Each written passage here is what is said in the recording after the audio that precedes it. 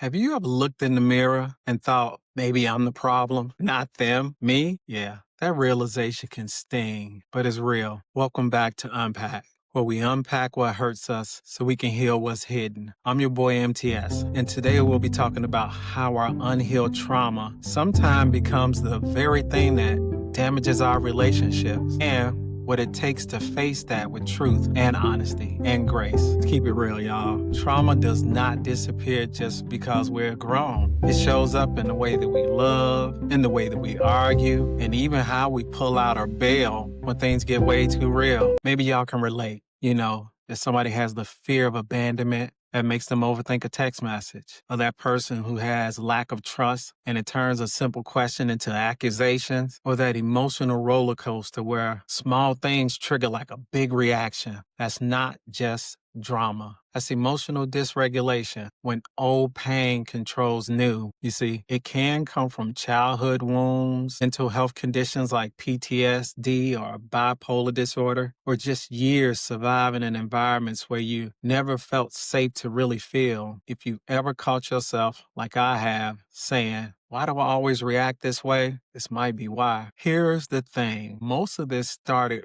way before the relationships we're in. If a kid growing up never felt loved, we grew up chasing love, but not really knowing how to give it or receive it. If you only felt, as a kid that you were valued when you performed, you became a people pleaser. There's this powerful book by Bruce D. Perry and Oprah called What Happened to You? It reminds us to ask the right question and not the wrong. The wrong question is, what's wrong with you? No, it's about what happened to you. That shift changes everything because once you can understand what happened to you, you can start understanding why you respond the way you do. And that's where real healing begins. At this moment, I want to go ahead and be real transparent with you all and take you back and tell you a little story about me. I would go to my grandma Nell house, rest in peace, during the holidays, because Grandma Nell could cook. She would have that house smelling so good with, greens, sweet potato pie, cornbread. It just smelled amazing. And I never forget one year I went over there and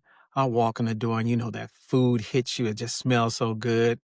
So I went downstairs to the basement because that's where we all usually gathered. And being honest, I used to be that guy who would bring, several different people by the house every now and then, every other family gathering. But this time I walked in alone. So I walked in, gave everybody a dap, gave Grandma Nell a hug, sit down, and I joined whatever conversation got going on, in the holidays, if we're watching the game or whatever it is. And I'm sitting there for a moment and my Grandma Nell turned around and say, "Hey, Montel." Yeah, that's my name. She said, "Where's such and such?" I'm like, "Grandma Nell, we broke up." She said, "Okay." Then she turned around, she said, "What happened to the other girl you were dating?" I'm like, "Grandma Nell, we broke up." Heck, Grandma Nell, they all crazy. And I started laughing. And, she went back to cooking. And then she turned around with her sweet little voice. She was like, "Montel, they all crazy?" I said, "Yes, Grandma Nell, they are all crazy." And she said, "What do all them girls have in common?" And that knocked a pause in me. I sat there for a moment and I said, "It's me, Grandma Nell." I can feel it right now, just like that day. That moment stuck. You see, sometimes we're so busy pointing the finger at everybody else, and that we never actually stop to ask ourselves, what part did we play in this? For me, that was my first real look in the mirror.